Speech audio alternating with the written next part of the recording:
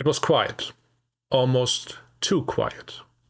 We saw aircraft, but only sporadically, and seldom in our area. The company sent our provisions, and with it came Rudolf, who made himself useful with the staff platoon. We were vigilant, but somewhat reassured compared to the outgoing march.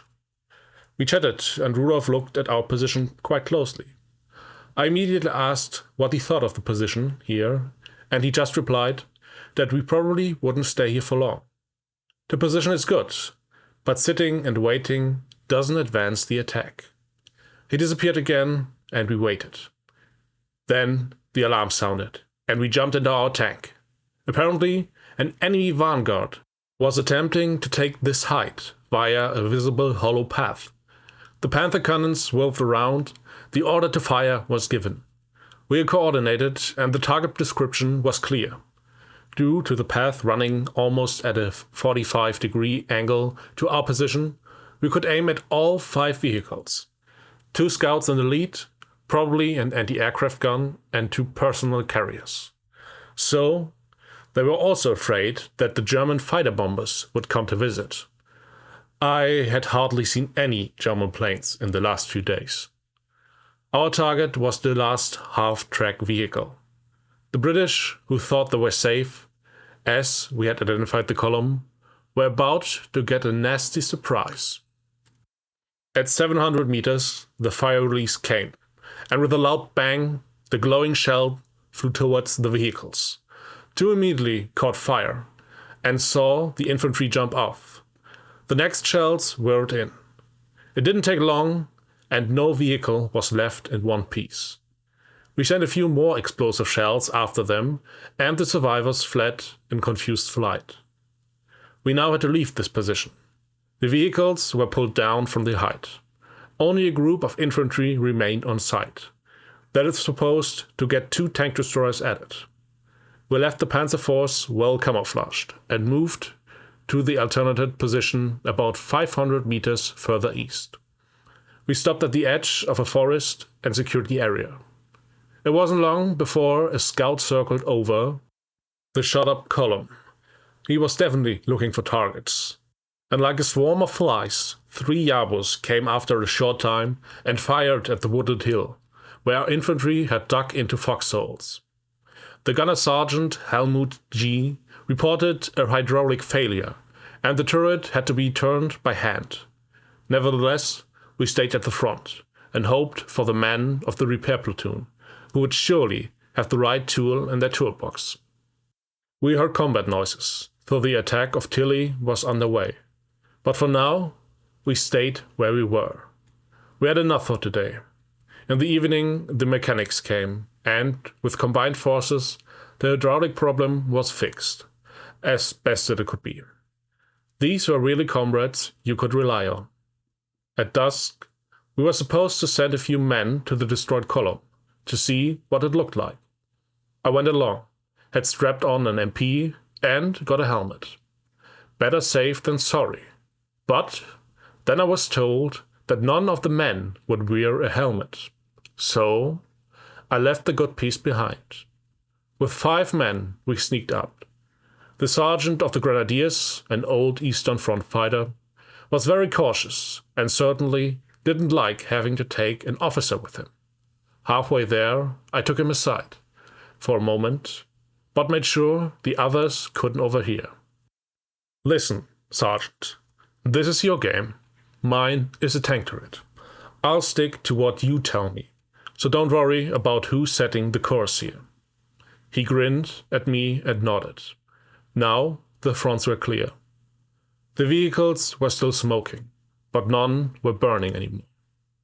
We were within 50 meters and waited. I would estimate 20 to 25 dead, with those still in the vehicles. If they were seriously injured, they died here in the field. We couldn't help. Otherwise, it would have been a good target for the Yabos, and they themselves didn't dare to send medics. That's just the way it is. We had seen enough. Now the others also knew that they couldn't just drive through here. We were just about to go back when we heard noises. Crouching low, we continued to observe, and apparently a scout troop from the other field post number was also sneaking up. I considered whether we should try to take some prisoners. I crawled to the sergeant and whispered to him what I was planning. He waved off and signaled to both sides. Well then, better not. We slowly retreated to make as little noise as possible. But somehow we were too loud, and a few bursts of bullets were fired in our direction. We still had 20 meters to a small depression. The men pulled a few hand grenades and threw them with a good swing in the direction from which the shots came. The grenades exploded, and we started sprinting. An MG set in and tried to catch us. A second one joined in, and we managed to get out of firing range without a scratch. So, that's why the sergeant didn't want to participate. He had probably already spotted the MG positions. It's a good thing I didn't insist on grabbing. Yes, the old hands know how it's done. Dirty and exhausted, we returned to the other vehicles. I spoke again with the sergeant and thanked him for the good work. He was visibly pleased with the praise, and we shook hands, and wished each other a lot of soldiers' luck for the next day. The next few hours remained quiet. A messenger had been sent, and we received new orders. Avoid enemy contact, advance to the next village tomorrow morning at 4 a.m. If possible, unite with the flanking units and eliminate threats. Do not advance further than Point Bruno. Wait there.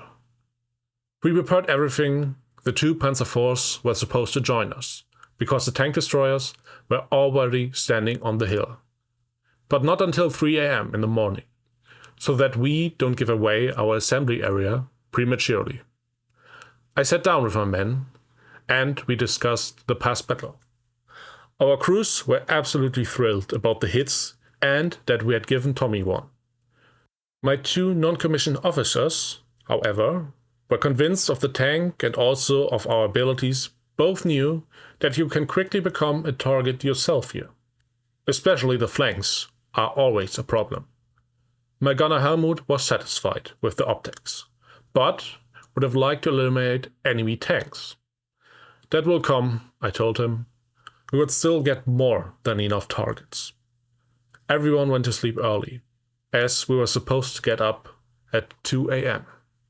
I went to the other commanders, and we had discussed the next day. The platoon leader divided the formations, and we all knew what mattered tomorrow. Eventually, I also laid down, but still wrote a few lines to my parents. I briefly summarized the last 2 weeks, and I hope to be able to send my letter in the next few days. Mother was always very worried about me, but so far I always managed to get out of everything all right. Must have fallen asleep at some point and was woken up by engine noises. I jumped up. Incoming bombers. They're dropping further back, my loader told me. They were throwing at our supply lines and the truss units. Then we'll soon have nothing left here at the front. On the horizon we saw the glow of fire, but couldn't determine where the things had come down.